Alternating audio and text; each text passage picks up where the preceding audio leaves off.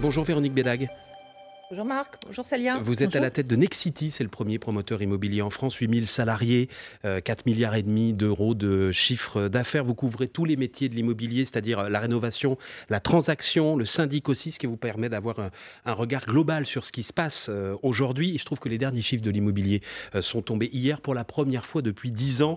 Les prix reculent, notamment dans les grandes villes, à Paris, à Lyon, à Nantes, à Bordeaux. C'est la fin d'un cycle, c'est un atterrissage, c'est quoi? C'est la fin des années folles dans l'immobilier? Je pense que c'est effectivement la fin d'un cycle, ça je pense qu'on peut le dire, et que les prix sont en train de s'assagir, ce qui au fond va plutôt réjouir les Français. Ce ralentissement des prix, cette baisse dans certaines villes, on pense évidemment à l'augmentation des taux d'intérêt, qui réduit le pouvoir d'achat immobilier des Français. Les crédits immobiliers.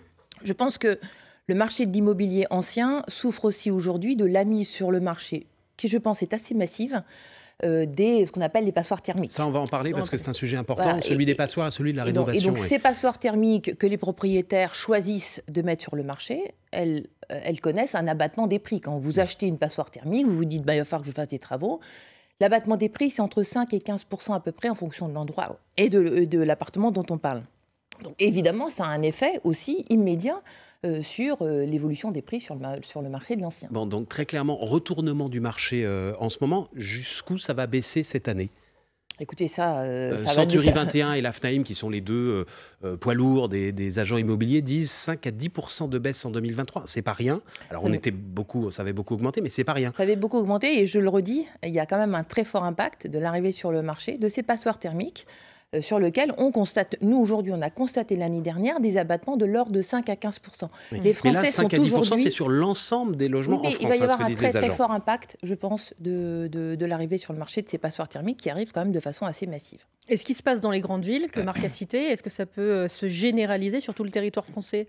Écoutez, moi je pense que surtout les prix vont s'assagir. Moi je ne sais pas si ça va baisser de 5 à 10%. Je vous rappelle que sur le fond, il y a un déséquilibre très important entre l'offre de logement, qu'elle soit à l'achat ou à la location, on en dira un mot, oui, et la demande des Français. Nous, ce qu'on constate, je ne cesse de le dire, c'est que le marché de location, lui, est en train de se bloquer complètement. On a 2 fois moins d'offres qu'avant le Covid et une fois et demie plus de demandes. On construit quand même de moins en moins dans le neuf. Voilà. Donc il y a moins de possibilités de sortie au fond des Français qui sont en location vers l'accession à la propriété dans le neuf. Et les gens restent dans leurs appartements et il y a moins d'offres. Mais justement, est-ce qu'on construit moins parce qu'on achète moins et on achète moins parce que les crédits coûtent trop cher? Écoutez, c'est une sorte de cercle. D'abord, on a moins construit simplement parce qu'on avait moins de permis. Jusqu'au mois de juillet, les promoteurs disaient on devrait construire plus parce qu'on avait vraiment de la demande. Et puis on avait des sujets de permis qui étaient plus longs, qui étaient moins denses, et donc l'offre se réduisait. Donc c'est politique en fait à la base. C'est une décision politique de construire moins. C'est pas une décision politique, c'est le résultat d'une somme de décisions locales. Vous parliez à l'instant des crédits immobiliers, des taux qui ont doublé depuis 1 an. Est-ce que les banques, très clairement, aujourd'hui, sont en train de fermer les robinets du crédit? Je crois que les banques respectent le taux d'usure, déjà. Le taux d'usure, on rappelle, fixé par la Banque de France, c'est le taux maximum qui inclut le remboursement des intérêts et aussi tout ce qu'il y a comme frais quand on prend un crédit, notamment les assurances. Qui jouent un rôle très important. Donc, oui, à l'évidence, le jeu du taux d'usure a limité la possibilité pour les banques d'emprunter. Et puis certaines banques disaient, alors c'était fin novembre, début décembre, grosso modo, si on prête dans le taux de l'usure aujourd'hui, on perd de l'argent. Donc on ferme les robinets. Ça n'a pas été le cas pour tous les réseaux, mais à l'évidence, certains réseaux ont fermé les robinets. Mais il faut le toucher, il faut toucher à ce taux d'usure, il faut pouvoir l'augmenter, ou alors on dit non, ça risque d'enrichir davantage les banques. Écoutez, nous, on était, en tout cas, nous, ce qu'on trouvait, c'est qu'il y avait beaucoup de choses qui intervenaient en 2022 à la fois. On a eu, souvenez-vous, en début d'année, les mesures du Haut Conseil à la stabilité financière qui ont complètement transformé les modes de calcul. Pour limiter les prêts sur 30 ans, notamment, pour réduire le taux d'endettement. Comment est-ce que vous calculez mais c'est aussi ce qui permet d'éviter ce qu'ont connu les États-Unis il y a quelques années, la crise des subprimes, etc. Oui, enfin, éviter de prêter de l'argent. On n'en était quand même pas là. On n'en était quand même pas là. On saura jamais. Donc, on a eu ça. Et puis après, on a eu au fond la hausse des taux d'intérêt qui suffisait au fond à réguler le marché en vrai. Et puis, on a eu aussi l'effet du taux d'usure. Donc, la somme de toutes ces mesures, évidemment, ralentissent les prêts immobiliers. Aujourd'hui, l'âge moyen d'accession à la propriété, c'est 37 ans. Oui. C'est beaucoup plus tard qu'avant? Oui, c'est beaucoup plus tard qu'avant. Et alors, qu'est-ce que vous dites à un jeune qui a une vingtaine d'années, qui n'a pas d'apport, qui n'a pas hérité? Et si je peux ajouter un mot, même éventuellement à quelqu'un qui n'est pas jeune, et qui n'a pas d'argent, et qui n'a pas hérité, et qui se dit qu'il n'achètera jamais. Les jeunes nous touchent particulièrement. Eux sont en demande de décohabitation. On retrouve ce sujet-là. On a tous, enfin moi j'en ai en l'occurrence, des jeunes à la maison qui aimeraient se dire, écoute quand même, j'ai 26 ans, excuse-moi, j'aimerais... Et c'est vraiment très complexe. C'est-à-dire que grosso modo, il y a peu de locations, les locations sont très chères, ça absorbe complètement leurs possibilités d'épargne. Donc effectivement, les jeunes sont en difficulté aujourd'hui pour accéder à la propriété. Et contrairement à ce qu'on dit, ils ont envie d'être propriétaires. Moi, l'année dernière ou il y a 2 ans, on a retrouvé des jeunes actifs classiques, au fond, à l'achat, quand on a fait du BRS. Vous savez, c'est ce système où une ville achète le foncier et on ne vend, au fond, aux jeunes, alors sous des conditions de critères sociaux, que le bâti. Ça peut réduire dans certaines villes le coût d'achat d'à peu près 1/3. Donc ça rend accessible. Nous, on a été très heureux de le faire. C'était à Villeurbanne. Et on a vu revenir, au fond, ces jeunes actifs à l'achat. Alors c'est compliqué d'acheter quand on est jeune ou même moins jeune. C'est compliqué aussi de louer puisque les loyers ont augmenté de 3,5% en moyenne dans le parc privé l'an dernier. Est-ce que ça va se calmer ? Moi, je pense qu'aujourd'hui, la question, c'est moins l'augmentation des loyers que le fait qu'il n'y ait pas d'offres. Je le redis, il n'y a pas assez de logements. Sur le marché, on a 2 fois moins d'offres à la location qu'il y a que dans la période pré-Covid. C'est énorme. Et on a 1,5 fois de plus de demandes. Donc, le marché de la location, moi je le dis depuis 6 mois, est en train de se bloquer. Qu'est-ce qu'on peut faire ? Moi, vous savez nos convictions. Je pense qu'il faut encourager la construction de logements neufs, de logements rénovés. Il faut encourager la rénovation urbaine. Vous voulez dire financer à coup d'argent public une nouvelle fois, à coup de crédit d'impôt, etc., ou le secteur peut s'en sortir tout seul ? Moi, je pense que tout va dépendre au fond de l'évolution du prix des fonciers et de la capacité qu'on a à construire. Quand vous avez un foncier rare, cher, et qu'on vous dit vous construisez 2 ou 3 étages, évidemment, le coût de construction est très élevé. Si on réussit à trouver un consensus, au fond, social, très important pour nous, sur, au fond, comment on construit plus dense. Il faut construire des tours, davantage. Enfin, quand vous êtes à 5 étages, ne me parlez pas de tours. 5 étages, pour vous, ce serait 5 étages, déjà, c'est pas mal. Il y a beaucoup d'endroits où on utilise du foncier, on construit 3 étages. Alors moi, je ne suis pas à vous parler de tours de 40 étages, je n'en construis pas. Mais vraiment, simplement, densifier, au fond, et utiliser le foncier pour la valeur qu'il a. Véronique Bédaco, animatrice du Conseil national de la refondation du logement. On va parler de cette casquette-là que vous avez aussi dans quelques minutes. Vous êtes également PDG du groupe Nexity Immobilier. On va en parler aussi. On va revenir sur le point que vous avez abordé rapidement, celui des passoires thermiques et plus généralement de la rénovation des logements. Est-ce que ça coûte forcément un bras ? C'est la question qu'on va vous poser dans 1 minute, le temps du fil info à 8h41 avec Maureen Suignard. Il y a une vraie mobilisation, mais il ne faut pas relâcher nos efforts, m'affirme sur France Info le président de l'ADEME, l'Agence de la maîtrise de l'énergie en France. La consommation électrique a baissé de 8,5% en décembre par rapport à la même période les années précédentes. Ils pourront désormais rentrer définitivement dans leur pays d'origine s'ils le souhaitent et percevoir leur minimum vieillesse. Les tirailleurs sénégalais, une quarantaine au total encore en vie, c'est une information France Info. L'État leur demandait jusque-là de rester au moins 6 mois de l'année en France. Vous pourrez faire votre demande à partir du 16 janvier prochain sur le site impôt.gouv.fr pour obtenir votre indemnité carburant de 100 €. Elle est destinée aux travailleurs les plus modestes pour faire face à la hausse des prix des carburants. Demande à faire avant le 28 février prochain. Cela n'était pas arrivé depuis un siècle. Les élus de la Chambre américaine des représentants, incapables de tomber d'accord la nuit dernière pour élire un président, le 3e personnage de l'État américain. Les républicains sont majoritaires, mais les élus trumpistes estiment que le favori n'est pas assez conservateur. France Info. Le 8-30 France Info, Salia Brakia, Marc Fauvel. Toujours avec la PDG de Nexity, Véronique Bédague. On parlait il y a quelques minutes des passoires thermiques. 90 000 logements ne peuvent plus être remis en location depuis le 1er janvier. Ce sont les pires passoires thermiques de France. Vous nous avez dit les effets que ça a sur le marché de l'immobilier, mais est-ce que tout de même, puisque c'était l'une des mesures de la loi climat, vous dites oui, il était temps de le faire ? Au nom de la sobriété énergétique et au nom des personnes qui vivent dans ces logements. En tout cas, je pense qu'il était temps de s'en préoccuper. On a 37 millions de logements en stock, donc il était vraiment temps de se préoccuper de l'état de ces immeubles. Nous, quand la loi climat et résilience a été travaillée, on a dit il faut y aller, évidemment. Il faut quand même qu'on mesure un peu les effets. Je pense que quand la loi a été votée, on n'avait pas en tête les chiffres qu'on a aujourd'hui. Quand la région Île-de-France dit, ben voilà, dans tout le parc privé, il y a 46% des logements qui sont des passoires thermiques, on se dit que quand même, on va avoir un pas énorme les mêmes sujet. qu'aujourd'hui, pas celles qui sont interdites. D'autres voilà, pour plus tard. Voilà. Mais c'est quand même, on se dit quand même, le sujet est énorme. Il y a 5 millions, si on regarde aujourd'hui dans toute la France, 5 millions de logements qui doivent rentrer dans cette catégorie dans les 5 années qui viennent, c'est-à-dire être progressivement retirés de la location. Je précise qu'on ne vire pas les gens qui sont à l'intérieur, on attend entre 2 contrats, évidemment. Est-ce qu'on tiendra ce calendrier 2028, 5 millions de logements sortis de la location? Au fond, je pense que c'est d'abord un peu au gouvernement à le dire, c'est eux qui sont à la manœuvre de ces sujets-là. Je pense que ce qui apparaît un petit peu évident à tout le monde aujourd'hui, c'est qu'on ne va pas y arriver si on n'est pas capable d'assouplir un peu le droit de la copropriété. Parce que ce qui s'est passé jusqu'à présent, c'est que beaucoup de propriétaires, ne réussissant pas au fond à décider la copropriété sur des travaux, ont fait des travaux tout seuls. C'est extrêmement cher et c'est peu efficace. Ça ne sert à rien d'isoler son mur si au-dessus, c'est pas isolé. On peut le faire, mais c'est pas les travaux les plus efficaces. Donc je pense qu'au sein du CNR Logement, il y a bien cette idée de se dire il va falloir quand même qu'on assouplisse un peu le droit de la copropriété.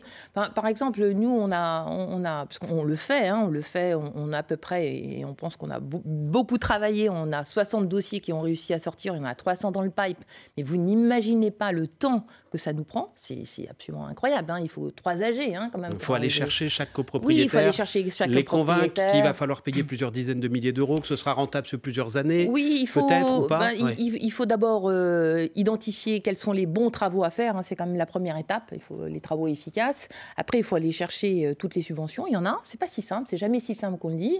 Et puis après, effectivement, il faut convaincre les copropriétaires qu'il y a intérêt à faire. Donc c'est quand même au fond un travail lourd et qui n'est pas toujours très efficace parce que, par exemple, nous, on constate qu'il y a certains copropriétaires, c'est le droit de la copropriété, ils ne sont pas en assemblée générale, ils ne disent rien, et à la fin, ils s'opposent. Ils s'opposent aux travaux et ils ont le droit de le faire. Et alors là, on part dans des conflits juridiques dont on ne sort pas. Donc il faut changer les règles. Par exemple, il faut les 2 tiers des copropriétaires pour pouvoir voter. Je ne sais pas ce qu'il va faire. Je pense que c'est vraiment ce que je ne vais pas, au fond, donner les conclusions du CNR avant que les travaux aient été réglés. Mais clairement, il y a quelque chose à faire pour encourager les travaux collectifs. Il faut qu'on le fasse collectivement. Et puis, il faut le faire de la façon la plus efficace possible parce qu'il y a beaucoup d'argent public quand même engagé. Pour la rénovation thermique, le gouvernement a mis en place un dispositif, ça s'appelle MaPrimeRénov. Pour vous, c'est un bon outil ou alors c'est trop complexe comme le disent certains? C'est comme toutes les subventions. En réalité, c'est complexe. Ça a quand même le gros avantage pour nous, c'est que cette prime rénov, elle finance les prêts études. C'est-à-dire que pour nous, c'est un vrai argument quand on arrive auprès des copropriétaires en disant, voilà, au fond, on va analyser les travaux qui pourraient être nécessaires et ce travail-là, il est financé par la prime rénov qu'on sait aller chercher. Donc ça, quand même, je trouve que c'est un bon pied dans la porte. Ça enclenche un mouvement, mais ça ne veut pas dire que ça paye les travaux. Non, mais enfin, ça facilite quand même le premier pas. Et puis après, c'est au fond à nous, aux côtés des copropriétaires, aller chercher les subventions qui existent. Mais je le redis, nous, ce qu'on a constaté, c'est qu'il reste en moyenne entre 10 et 15 000 euros chez nos clients par propriétaire et par logement. Qui est donc à leur charge, qu'il va falloir amortir sur des années. Et je rappelle que il y a quand même 10 à 15 000 euros pour un logement de quelle taille, ça? C'est la moyenne de ce qui reste de nos logements. Quand on isole bien tout le logement, pas juste une fenêtre. Exactement. Ouais. Et 15 000 euros, on a quand même beaucoup de propriétaires qui sont à la retraite. Je rappelle que l'immobilier, c'est aussi un complément de retraite. C'est comme ça que beaucoup de personnes le vivent. Et vous arrivez auprès d'une personne retraitée, vous leur dites, voilà... on va faire, et puis il va vous rester 15 000 20 000 euros à la fin, mais les retraités disent, mais c'est pas possible. D'où, au fond, cette arrivée de ces passoires thermiques sur le marché de la transaction. Vous construisez en ce moment à Lyon, quartier Confluence, un immeuble sans chauffage ni climatisation qui est présenté comme le plus sobre de France. Comment ça marche? Alors, ça c'est... d'abord, ça marche. Il n'est pas fini, hein. Ça marche. Il n'a même pas commencé, je crois. Ça marche en Autriche. Vous êtes sûr que ça va marcher? Ça marche en Autriche et en Suisse. Alors je sais que nous sommes d'un pays extrêmement différent, mais enfin quand même. En réalité, c'est l'alliance de construction et de mode constructif très traditionnel, avec des murs plus épais, avec beaucoup de circulation d'air. Des murs en terre cuite. Voilà, très épais, avec celui de la brique en fait, avec de la circulation d'air. Et puis, le meilleur de la technologie digitale qui, au fond, régule l'ouverture et la fermeture des fenêtres en fonction de ce qui se passe à l'extérieur et à l'intérieur. Elle s'ouvre et elle se ferme toute seule. Vous pouvez aussi reprendre la main, mais enfin, l'idée, c'est ça. Elle s'ouvre la nuit, par exemple, quand il fait chaud, elle se referme la journée quand, absolument. Mais ça, c'est un immeuble, c'est un bâtiment qui coûte extrêmement cher, c'est réservé qu'aux riches. Ah ben non, alors écoute, plus cher, un petit peu plus cher que du standard aujourd'hui, mais je pense que ça n'est pas... c'est parce qu'on commence et qu'on essaye. Et puis, c'est le charme de nos réglementations. Nous avons droit à un permis d'innover. Mais dans ce pays, nous ne pouvons pas construire de logements sans chauffage. Donc, je construis un logement, des logements qui sont conçus pour être sans clim et sans chauffage, c'est le principe. Mais vous mettez quand même un chauffage dedans. La réglementation m'oblige à mettre un chauffage. C'est vrai ? Oui, c'est vrai. Vous mettez des radiateurs même s'il n'y en a pas besoin? Oui, parce que la réglementation nous oblige. Donc, je pense que nous allons finir par trouver des chemins qui vont nous permettre de construire moins cher. Le logement social, Véronique Bédag, Emmanuel Macron avait fixé un objectif de 125 000 logements par an. Ça, c'était pendant le premier quinquennat. Objectif qui n'a pas été atteint. Qu'est-ce qui bloque aujourd'hui? Qu'est-ce qui manque pour y arriver? Je pense que d'abord, je vous rappelle que la moitié des logements sociaux de ce pays sont produits par les promoteurs, en réalité, tout simplement. Donc vous, en partie. Voilà, nous, 30% de notre production, c'est du logement social. Quand je produis moins de logements, quand j'en vends moins, eh bien, je produis moins de logements sociaux. Ce que disent les maires, parce que beaucoup refusent les agréments, c'est qu'au fond, ce qui a bloqué l'attrait que les maires ont pour les logements sociaux, c'est le fait qu'ils n'aient plus la possibilité de choisir eux-mêmes, au fond, les habitants de ces logements sociaux. Or, eux, ce qu'ils ont... C'est-à-dire qui les choisit, les habitants? C'est plutôt l'État, aujourd'hui, les contingents du préfet, voilà. Alors qu'effectivement, les maires ont envie de dire, je construis du logement social, mais au fond, monsieur, madame, ça va bien être pour vos enfants, pour vos parents, pour les gens que vous connaissez, pour les habitants. Le fait que ce soit l'État, ça évite aussi quelques tentations de la part des élus. Oui, mais je me dis qu'on est peut-être allé, comme d'habitude, un peu loin dans le balancier, et qu'en tout cas... on ne peut pas à la fois dire au maire, vous êtes responsable du logement, vous n'avez pas de moyens et pas vous qui décidez. Mais pourtant, la loi l'impose, Véronique Bédag. La loi impose 25% de logements sociaux. Oui, mais si vous ne construisez pas dans les villes. Oui, mais si vous ne construisez pas. Alors, ça veut dire quoi? Il faut pénaliser davantage les villes qui n'ont pas assez de logements sociaux? Je pense qu'elles sont pénalisées aujourd'hui. Elles le sont. Et puis certaines préfèrent payer l'amende plutôt que construire. Certaines préfèrent payer l'amende, oui. Et donc, à part redonner un peu plus de pouvoir aux maires, comment est-ce qu'on arrive à faire pousser des logements sociaux en France, enfin? Je pense que, de mon point de vue de promoteur, mais parce que je produis au fond à la fois du logement classique et du logement social, il faut encourager la construction. Moi, le logement social, il est embarqué par ma construction. Je ne construis pas du logement social per se. Je construis au fond des immeubles et il y a du social dans mes immeubles. Donc, dès qu'on nous autorise à construire, dès qu'il y a un marché, eh bien, effectivement, on construit du logement social. 8h50, le fil info. Maureen Suignard, on poursuit juste après avec vous. Véronique Bédag, PDG de Nexity. L'inflation ralentit en décembre en France, 5,9% sur un an, indique l'INSEE ce matin. Le ministre de l'économie, de son côté, affirme que le gouvernement envisage même une baisse de l'inflation dans le courant de l'année 2023. Avec des aides, on ne ferait que jeter de l'huile sur l'incendie inflationniste, affirme Bruno Le Maire. En tout cas, la hausse des tarifs bancaires est contenue. Selon l'enquête de l'association CLCV, l'augmentation ne dépassera pas les 2% cette année. 12 soignants en plus aux urgences de Thionville en Moselle, annonce de la direction. À la suite d'une forte mobilisation des soignants ces derniers jours, le personnel s'est massivement déclaré en arrêt maladie, épuisé face à la triple épidémie en cours à l'hôpital. Les soldats russes ont été repérés à cause de leur téléphone portable. C'est ce que reconnaît Moscou après l'attaque de Makivka la nuit du Nouvel An. La frappe ukrainienne a fait près de 90 morts selon Moscou, 400 selon Kiev. France Info. Le 8-30 France Info, Salia Braquia, Marc Fauvel. Toujours avec Véronique Bédag, la PDG de Nexity. Comme pour chacun des Français et des entreprises, les dépenses liées à l'énergie explosent aussi dans les copropriétés. Est-ce que vous voyez les impayés se multiplier aussi de votre côté ? Écoutez, non pas encore les impayés. Ça, je pense que c'est un peu tôt. En revanche, effectivement, il y a eu un moment compliqué pour les copropriétaires. Et je pense qu'au fond, ce qui a été compliqué, c'est de comprendre ce qui se passait et de comprendre quels allaient être les ordres de grandeur de l'augmentation des prix. Ça, je pense que ça a été extrêmement complexe, avec une très grande diversité de copropriétés, avec en particulier, d'ailleurs, des copropriétés dont les contrats arrivaient à échéance. Quel conseil donnez-vous aujourd'hui, au fond, à une copropriété dont le contrat arrive à échéance ? Donc nous, on a été vraiment au plus proche avec des partenaires. Je pense que dans ce monde compliqué, il ne faut pas hésiter à s'appuyer sur des gens dont c'est le métier. Et puis, on a tenté d'aider nos copropriétaires à comprendre ce qui se passait et puis, au fond, à gérer au mieux ces sujets-là qui ne sont pas si simples. Est-ce que vous qui êtes syndic, comment vous avez géré ces explosions des prix de l'énergie? Est-ce que vous avez permis des étalements, des paiements des charges aux copropriétaires? Écoutez, d'abord, on est allé chercher le bouclier tarifaire qui, quelquefois, n'arrivait pas aussi naturellement que prévu. On a quand même n'était pas en place, notamment pour les parties communes. C'est un des points qui a été oui, puis il y a eu quelques... Enfin, c'est le cas aujourd'hui, tous les éclairages des parties communes, les chauffages des parties communes. Je pense que oui. Je dis ça parce qu'on pose la question depuis des mois à différents invités qui n'ont pas forcément les mêmes réponses. Ce qui n'est pas très rassurant, parce que vous parliez de la lisibilité des dispositifs. On ne sait pas aujourd'hui si c'est bouclier tarifaire ou explosion des prix. Bon, en tout cas, je pense que ce qui nous arrive aujourd'hui, nous, on s'est alliés, au fond, avec des gens dont c'est le métier, des courtiers en énergie pour... Ils sont allés chercher les contrats les moins chers. On est allé chercher les boucliers tarifaires. Et puis, effectivement, il faut gérer les appels de fonds, parce que quelquefois, l'appel de fonds est envoyé en janvier, puis le bouclier tarifaire arrive en mars. Donc, c'est des choses qu'on a gérées avec... Enfin, c'est pas nous qui prenons les décisions, je vous rappelle. On assiste, au fond, des copropriétaires le mieux que l'on a pu sur toute cette période. Il y a quelques semaines, il y a 3 semaines, un incendie a fait 10 morts dans la ville de Vaux-en-Velin, à côté de Lyon. On a entendu ce matin encore sur France Info le témoignage de certains des résidents qui disent...